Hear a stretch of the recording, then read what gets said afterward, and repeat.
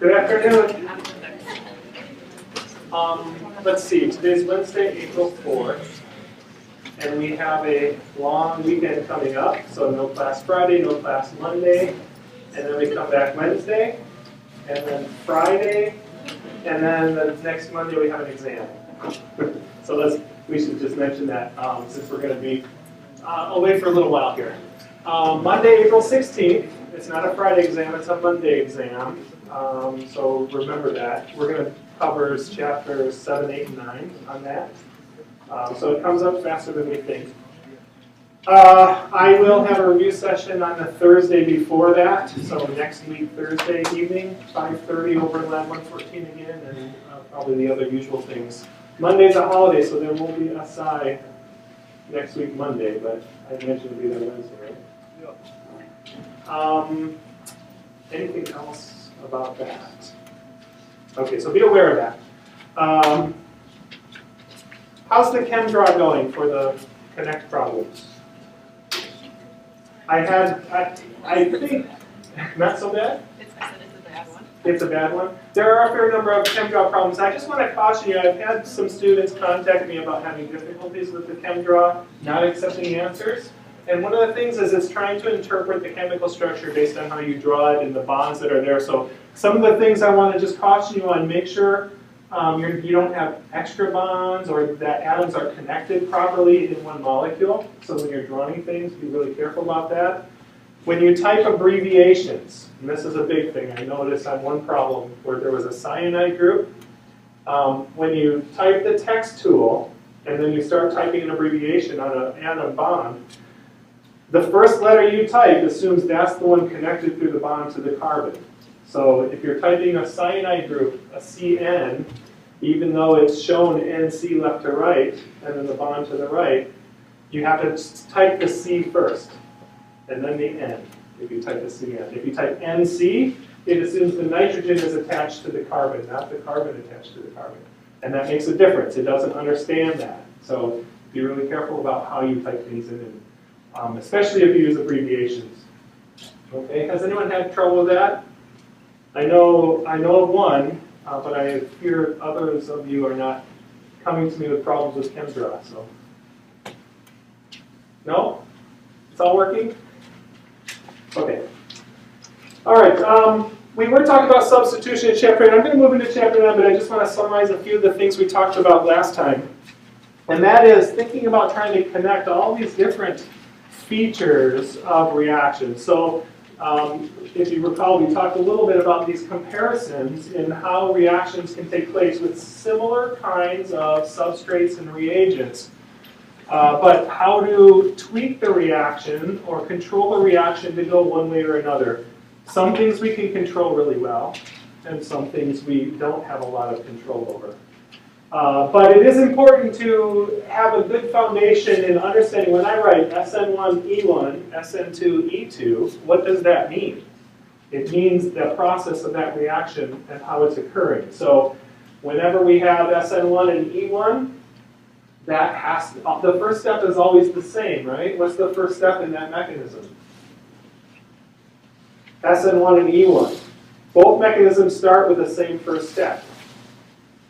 Formation of the carbocation. Formation of a carbocation. So if we have some carbon that has a leaving group on it, what happened to my thing? We have some carbon that has a leaving group on it, and Rx drawn here generically, but that could be any alkyl halide or alkyl sulfonyl group. That's the bond that's going to break, and the carbon that's attached to is the electrophile. And so for these mechanisms, SN1 and E1, the first thing that happens is formation of a carbocation plus that anion, whatever came up, right? So when you think about that mechanism, it's only in the second step that the pathway diverges, okay?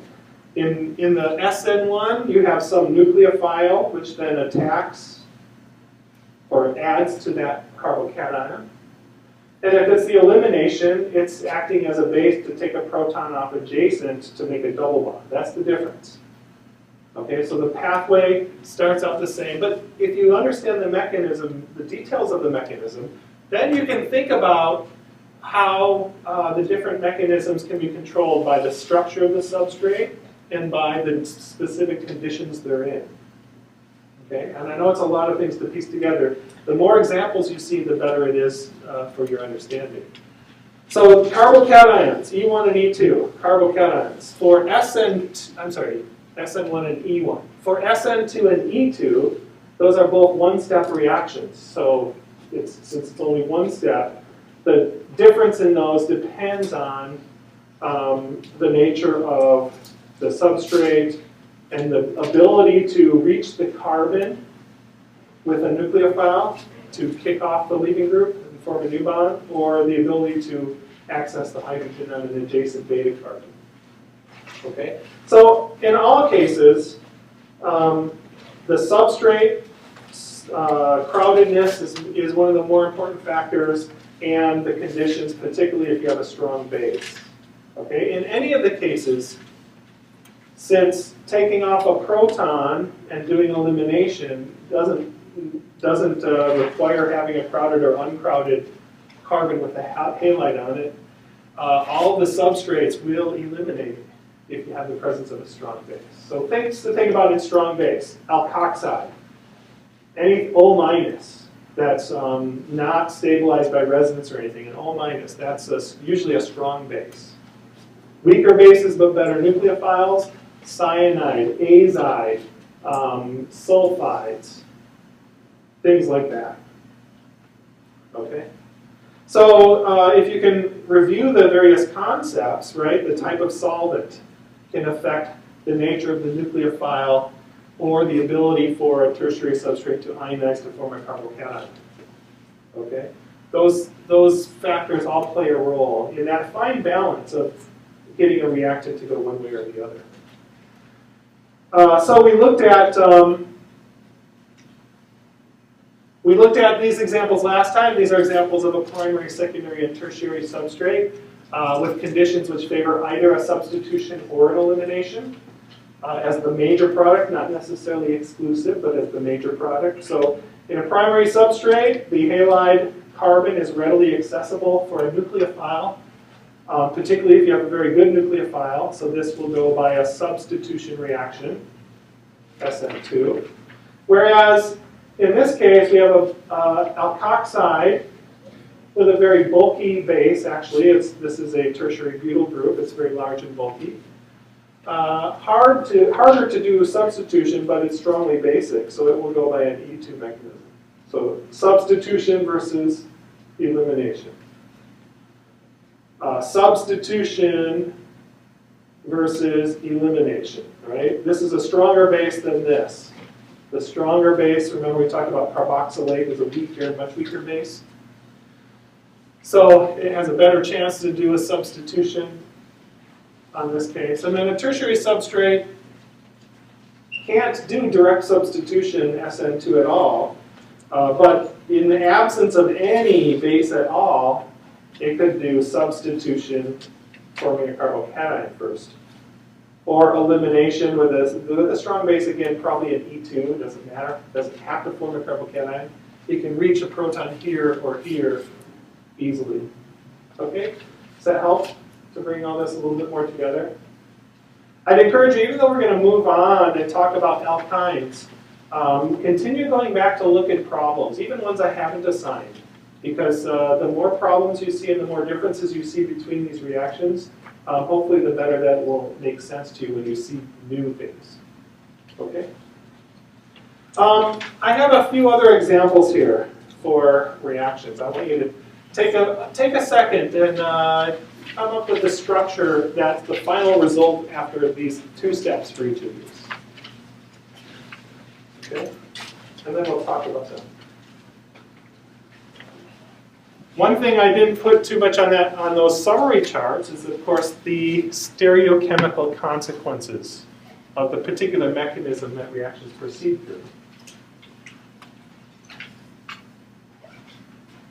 Okay, so when organic chemists draw reaction sequences, sometimes we'll just put an arrow and put a number 1. So the first step, these reagents. The second step, the product of after that first step is reacted with that second step.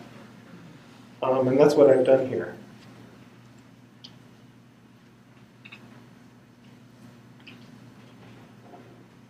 Okay, I'm just going to wait a minute until I see people start to stop writing. Then we'll compare answers.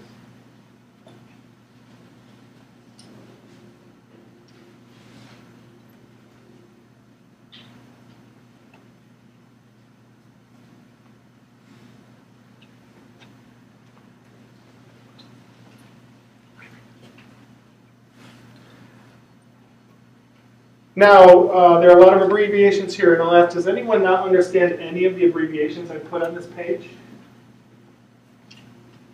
As in any science, and organic chemistry is no different. We have our own language and the way we abbreviate things. Dimethyl fluoride, AMF. Close. I hope you recognize that that's one of these solvents that are aprotic polar solvents, especially dimethyl formamide. And I wouldn't necessarily need you to remember that specifically, but no, that's an aprotic polar solvent.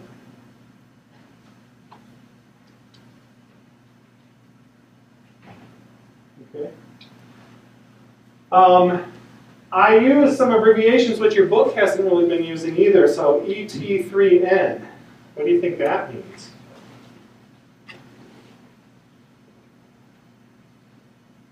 Anybody guess? Yes. Triethyl. Triethylamine, that's right. Triethylamine. So oftentimes when we have these small alkyl groups, we'll use these letters to abbreviate it. ET for ethyl. You'll see me use ME for methyl. What else? BU for butyl. Things like that. So that's common abbreviations. And you'll see down here I have, do I have one? Yes.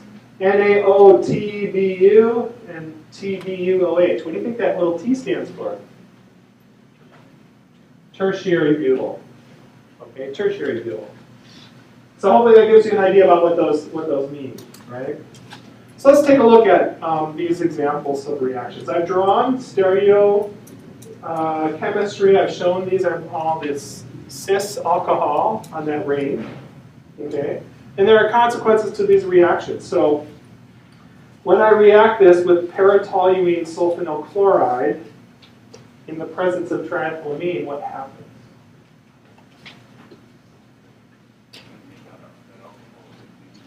We convert the alcohol to a good leading group. So which bond in that alcohol is being affected in that first step? What's changing?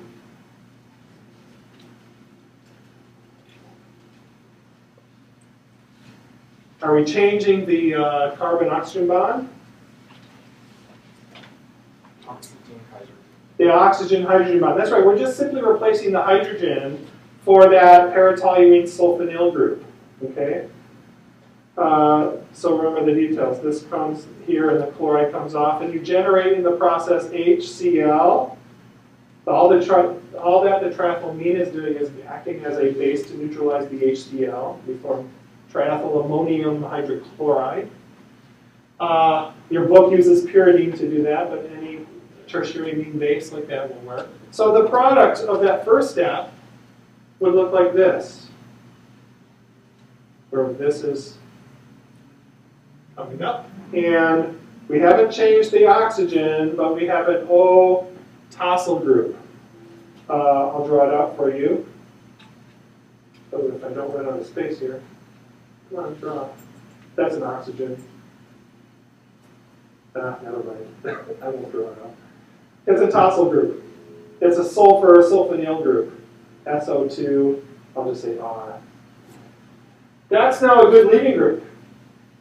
The OH itself is not a good leading group for substitution, but the tosylate now is a good leading group. Now we've weakened the CO bond, and here we have a nucleophile, which is SH minus. And then it does what kind of reaction mechanism? SN1, E1, SN2, E2. You have 4 possibilities, right? This sulfide is not a very good base, but it's a good nucleophile. Apolar protic solvent, secondary substrate. Substitution. it's going to do a substitution, a one-step substitution. So what happens then with the stereochemical outcome of the reaction?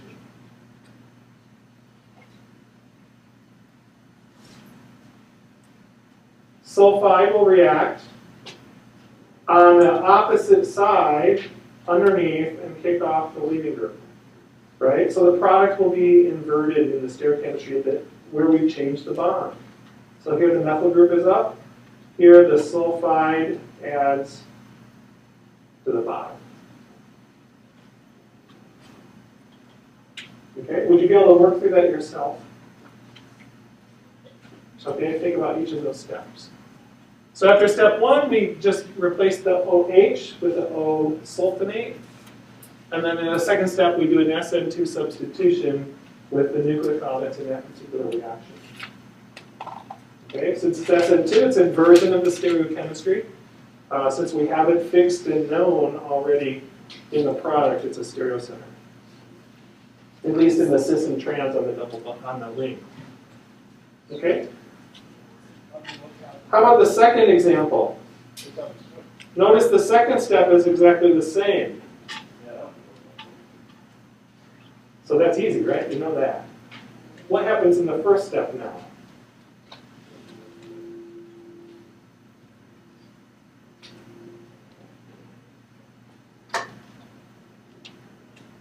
What happens in the first step? PBr3 and alcohol.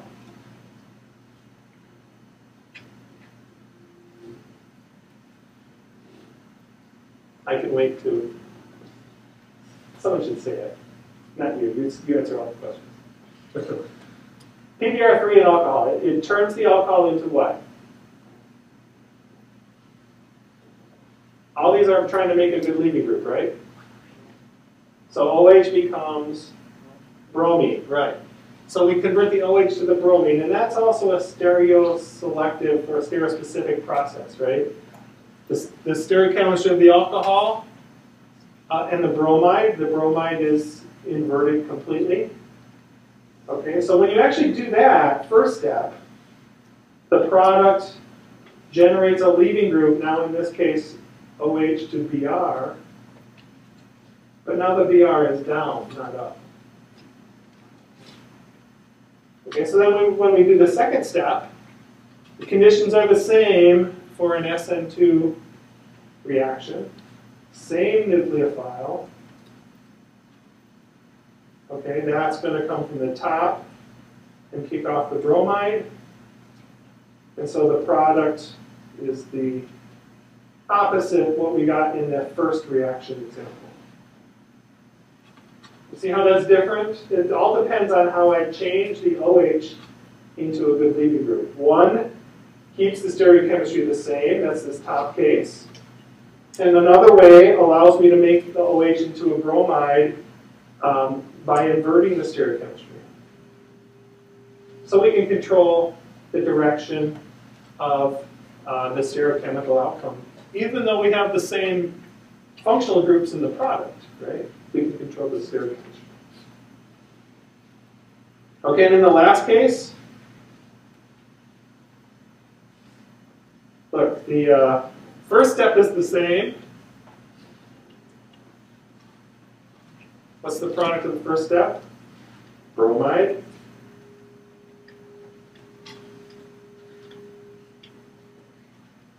Okay. But now the second step, what I do with that bromide once I make it, I have sodium tertiary butoxide,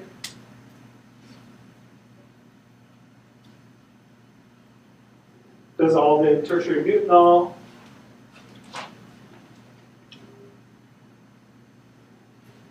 conditions are perfect for what kind of reaction?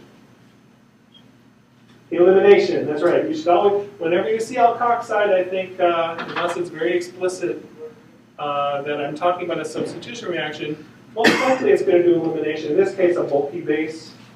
The base will deprotonate. Actually, either side is equivalent of the bromide, so I'll just show this one. Base takes the proton off. Doesn't really matter what the bromine stereochemistry is, because the product now has a double bond. Okay? Not sp2 carbon.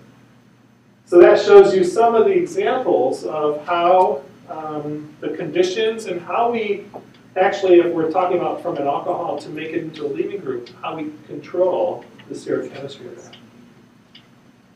Okay, this is an example from one of my old tests, by the way. So you might see something like that. You never know. Okay, any questions on substitution? Is there any aspect of that that still is confusing or not clear?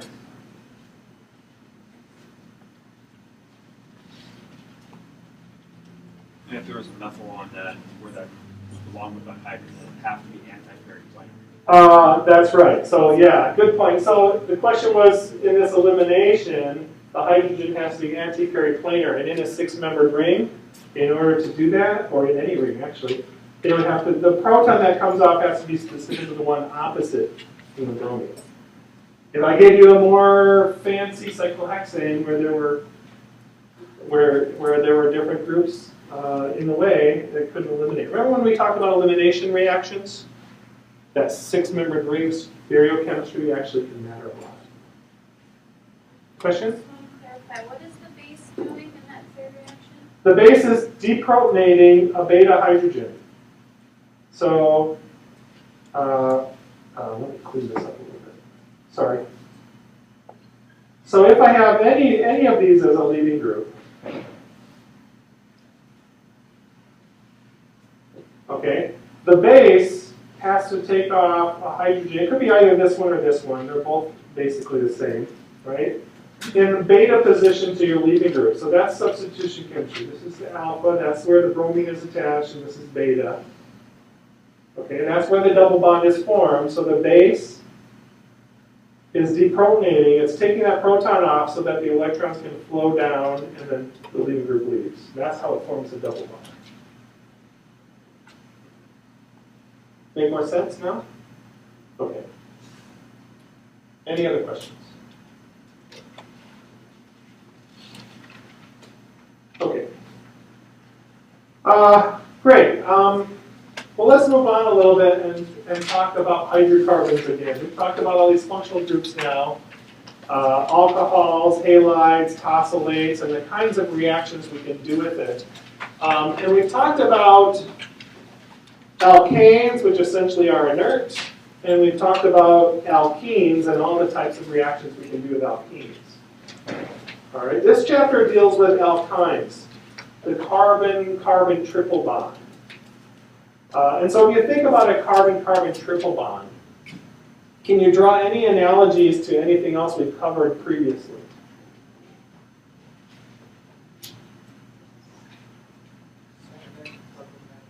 Well, carbon-nitrogen triple bond, okay, structurally yes, maybe. I'm just talking about reactivity. If we think about alkynes, right? Alkynes are just a double bond with one more bond. So if you think about all the alkene chemistry that we talked about, and then we go to a carbon-carbon triple bond. In terms of the kinds of reactions you would expect of a functional group, those are going to be similar.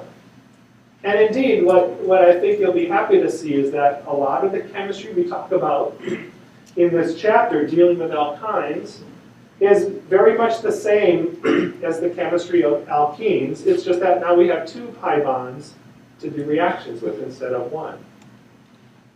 Okay, and that will influence the type of chemistry it does. By the way, towards the end of this semester, we'll be talking about aromatic hydrocarbons a lot, so that's coming up.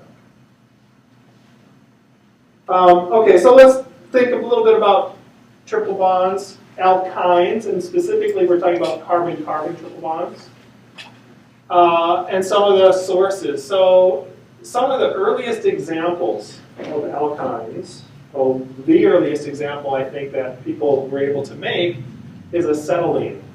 Acetylene is the simplest of alkynes, right? It's used as a flammable gas. It burns very, very hot, so it's used for welding, in welding torches, acetylene tanks.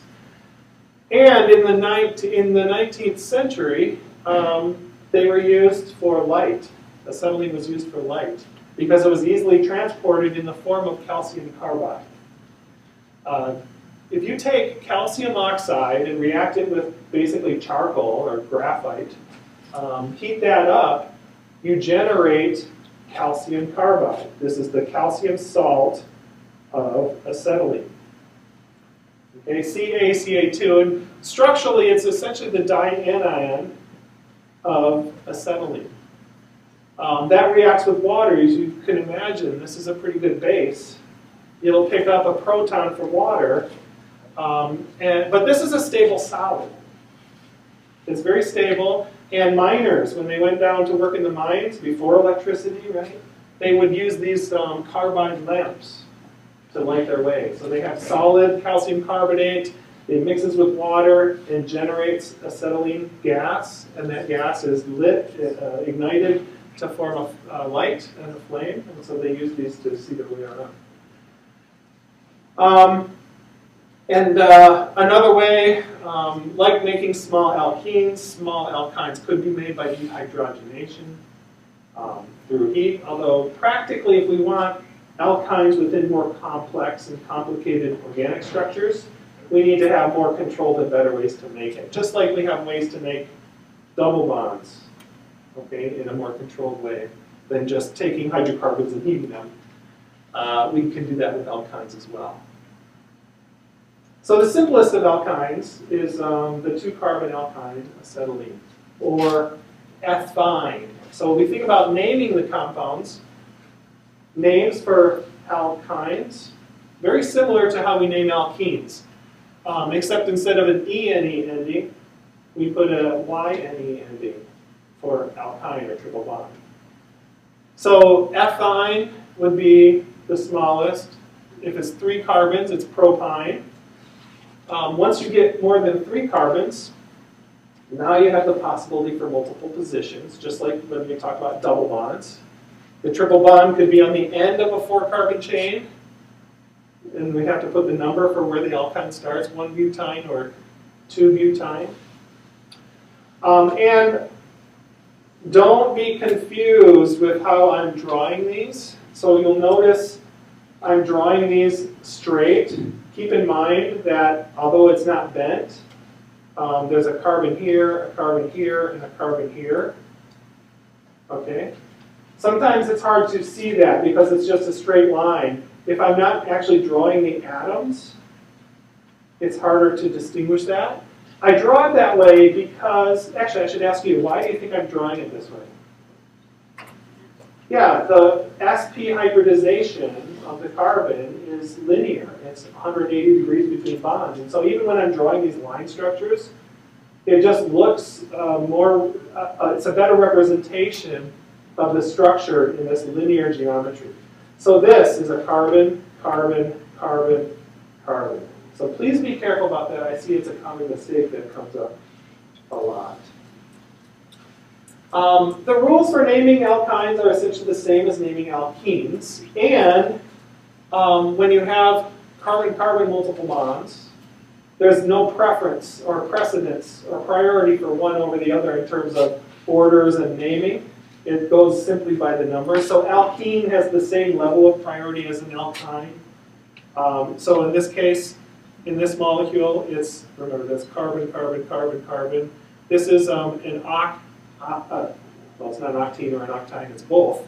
It's an 8-carbon chain, and you number it, regardless of whether it's a triple bond or a double bond, closest to the end that has one of those. So in this case, the double bond is on carbon 1. So it's oct 1-ene 6-ine, putting the numbers with the right functional group on the ending. Okay. Other than that, it follows all the same rules as we learned for alkene naming. So the things that get higher or lower preference or priority for naming, numbering schemes that alkenes have, it's the same for alkynes.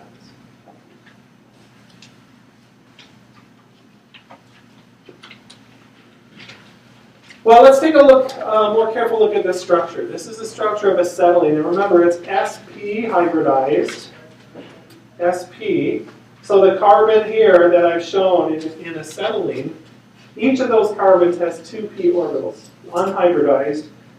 Here's one hybrid orbital, that forms the bond, the sigma bond in the carbon, and then the second sp hybrid orbital that forms the sigma bond to the hydrogen. Those are two orbitals, even though they're 180 degrees apart. Whereas to make the three bonds between the carbon, you have to have one sigma and now two pi bonds. So I have one pi bond in one dimension, shown here in yellow, and then another pi bond in the 90 degrees apart from that in the other dimension. Okay? Made of p orbitals again, so they extend above and below the plane that they're defining. So here the the yellow p orbitals above and below, and then the blue p orbitals towards you and away from you. Okay? So that structure then has these, I'm scribbling all over this, sorry. The structure has this linear geometry because of that hybridization. And if you compare the electrostatic potential map for an alkene and an alkyne, you can see that there are some differences, as you would expect, right? An alkene, if you think about where the most electron density is in the alkene, it's in the pi bond of the double bond. So in ethene, if the p orbitals are here and the pi bond is in between, you see above and below. That's where we see these regions of red, which reflect greater electron density. And what do you know about the reactions of alkenes? What kinds of reactions do they do? Addition, right? So what kinds of things do we add to double bonds? What nature of reactants? Electrophiles or nucleophiles? Electrophiles, right? Something that's seeking electrons. So we're adding an H plus to a double bond. The pi bond, the electrons in the pi bond. We're adding a Br plus or something like that. The same is true for an alkyne. The only difference now is that since there are two p orbitals, there's in the orthogonal dimensions, if you can actually calculate the electron density picture, what you see is there's electron density all the way around the middle of that. So both of those p orbitals are contributing in both dimensions, up and down and towards us and away from us. So what do you think then, just based on what you see here, which might be more reactive towards an electrophile? An alkene or an alkyne? An alkyne, yeah. Actually, alkynes are a little bit more reactive. And they're more reactive, they're reactive in all dimensions around it. It's like a cylinder of electron density. So it doesn't have to just come from one side. Something could react from either of those p orbitals. Okay, that's something to keep in mind as we talk about the chemistry of alkynes. Well, there's one other thing that we need to talk about, which we haven't really talked about before in any detail, and that is how the nature of those structures affect the acidity of the hydrogens attached to the carbons. Okay, and this is something which becomes really important in alkynes because the structure of an alkyne is such that we have changed the nature of the CH bond. If it's an alkyne at the end of a chain, of course acetylene has two CH bonds, we've changed the nature of the CH bond such that it's possible to deprotonate it pretty easily relative to an alkane. Okay, so if you look at this, ethane, ethene, and ethyne, right, and think about those reacting as an acid. Ethane, if you have a base and you take off a proton to leave the negative charge on the carbon, that would generate what we call a carbanion. Okay, that's extremely, extremely difficult to do. Okay, the pKa for ethane is 62. What does that mean? 62. What's the pKa of neutral water? Close, not close enough. Not 14. 15.7. Okay, it's close to 16. That's the pKa of water, all right? And we know water can act as an acid, but it's not that acidic, right? Now we have a pKa of 62. And remember, this is a logarithmic scale, right? That's 10 to the 50th less acidic than water. Essentially, an alkane, there's nothing that exists that can deprotonate an alkane. There's no base strong enough. We have to make carbanions of alkanes in different ways. There's no base that can produce this. Okay? But if you go from alkane to alkene, the pKa drops for these hydrogens. If you were to deprotonate an alkene carbon hydrogen, it has a pKa of 45. It's still extremely high, right? It's very, very weak acid. But it's more acidic than alkane. That's interesting, right? It's changed, and it's changed quite dramatically by, what is that, 45, 55, 60, 15, 17 orders of magnitude difference. Okay, and then you go to an alkyne, and it drops another 20 orders of magnitude or so. The pKa for an alkyne is 26. It's still certainly much less acidic than water, but now it's more acidic than potentially other bases. As a matter of fact, if you had the carbanion of ethane and you react it with acetylene, right, that proton is going to transfer to ethane and form an acetylide carbanion. Okay, so it is suitably acidic, and because of that, it's possible for us to generate these using relatively simple laboratory chem bases. And we'll talk about that in a minute. But now we have a C-, a carbanion, which can be generated relatively easily. What is the potential for that? That's great, right? We can now make a carbon or a hydrocarbon-based nucleophile. Why is that good? If we can make a carbon with a minus charge, we can react it with an electrophilic carbon. We can do substitution chemistry and build carbon-carbon bonds. That's what organic synthesis focuses a lot on, how to build up carbon skeletons. Okay, so the ability to make, we have electrophiles, electrophilic carbon, they have carbon bonded to halogens that make a carbon plus, or carbon tosylates, right? But now we have carbon nucleophiles that can be part of just hydrocarbons. And that's great. And before I move on, I just want to ask this question.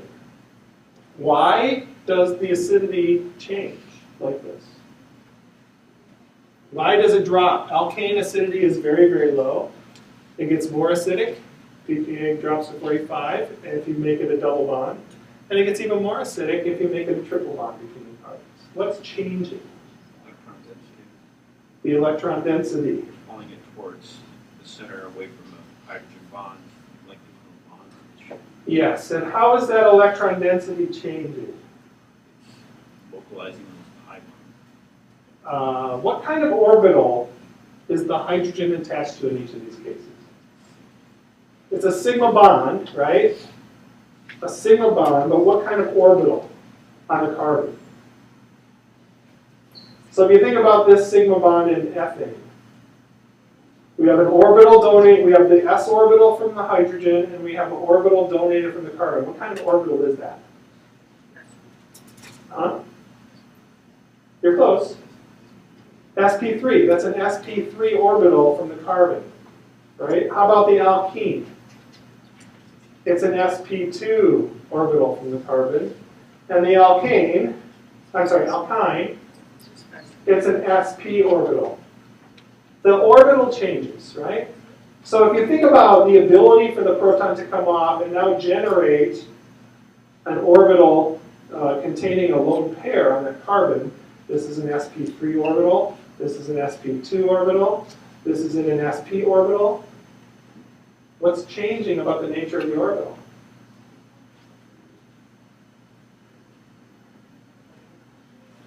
It's written right there. This is 25% S character. This is 33% S character. And this has 50% S character. right? Why would that matter? Well, if you look at atomic orbitals, what's the energy difference between an s orbital and a p orbital? Which is higher in energy? That's general chemistry. Electron configurations, which is higher in energy, an s orbital or a p orbital? P orbital.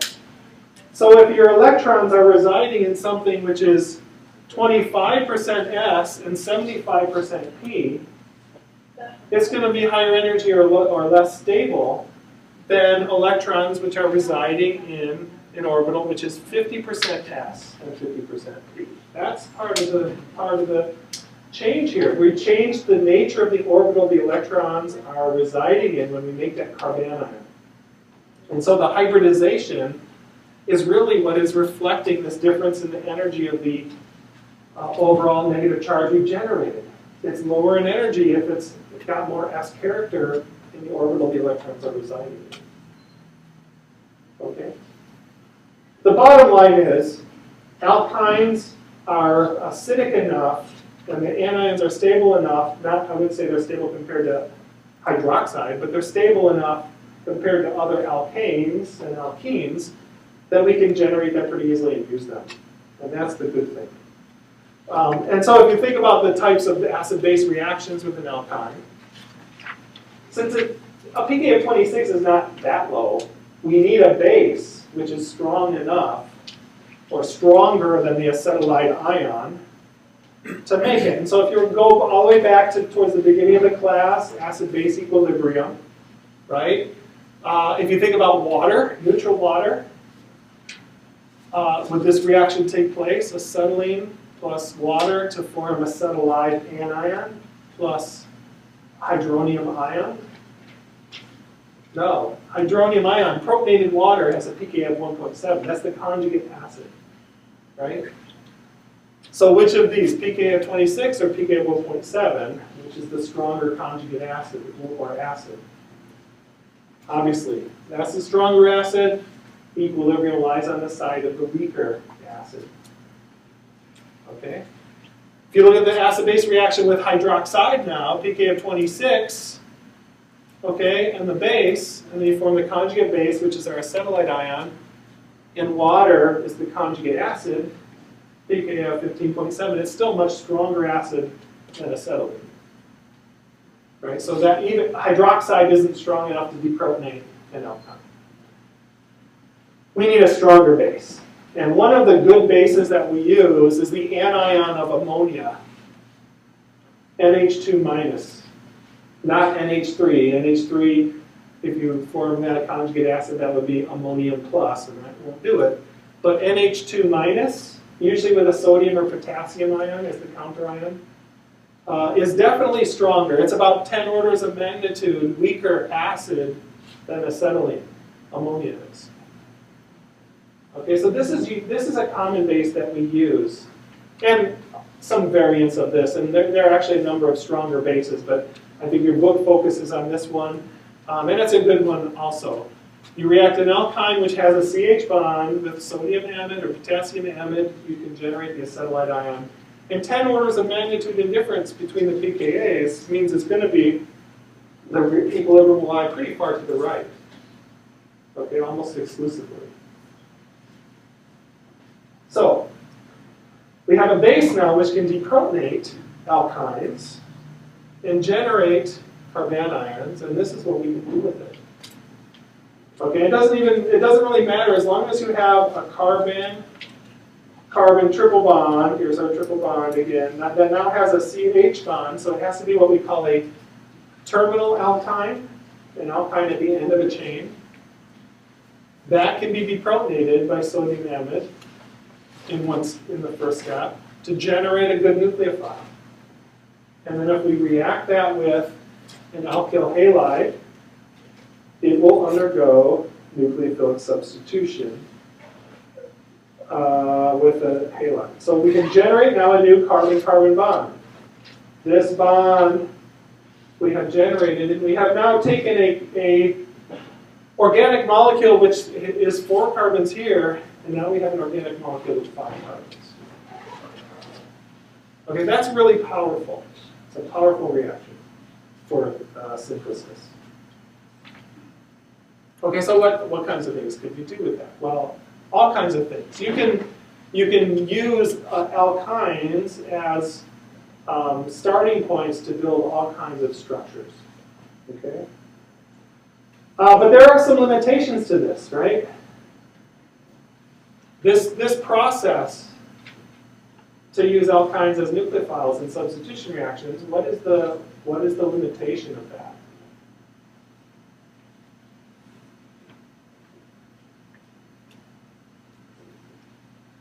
Well, the limitations of this is going to be focused on the limitations of an SN2 substitution reaction, because that's the mechanism this has to go through. Okay, so what are the constraints on an SN2 substitution reaction? Methyl primary, or I would say even secondary. Okay, so it has to be, the carbon you're adding has to be, first of all, sp3 hybridized. An alkyl halide that's methyl, primary, or secondary, right? Tertiary substrates won't work. You can't do SN2 on the tertiary substrates. What else won't work? I think I mentioned this on Monday. Nucleophilic substitution reactions will only work on alkanes, not alkenes or alkynes or arenes. So it won't work on an sp2 hybridized halide. Okay, it won't work on benzene. Okay, you can't do substitution with an SN2 mechanism on benzene. So that doesn't work. So that actually is important to recognize, because if you think about strategizing how you would make something, it's important to recognize which end of a triple bond you need to use as your nucleophile or not. So for example, well, let's just erase that. Let's just say,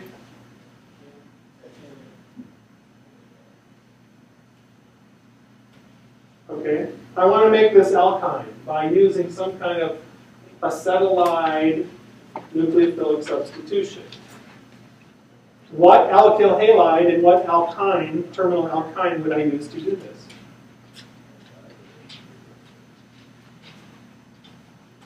Okay, we have two possibilities, right? If you think about how you would make this from smaller starting materials, either end of the triple bond, we could think about making this side from a nucleophilic substitution of alkyne minus and halide, or we could think about making that bond, which would be the only way you could do it. Well, this is a tertiary carbon, okay, and this is a primary carbon. Obviously, the reagents and substrates you need to start with to make that have to accommodate that. So this has to be this alkyne. And I'm going to draw the hydrogen to highlight that hydrogen. That's what we deprotonate to make the carbanion. And then we have to have the base to do that, and H2. And then we have to have our alkyl halide to react with it. Something like that. That's the only way to do it, because we can't form this bond by an SN2 substitution. We can only form this bond by an SN2 substitution. So that's why going through this painful process, I know, of really understanding SN2 substitution is the only way we would be able to recognize how best to approach synthesizing molecules using acetylates. Okay? Have a great holiday, and we'll see you back here on Wednesday. Don't forget everything I talked to you about today.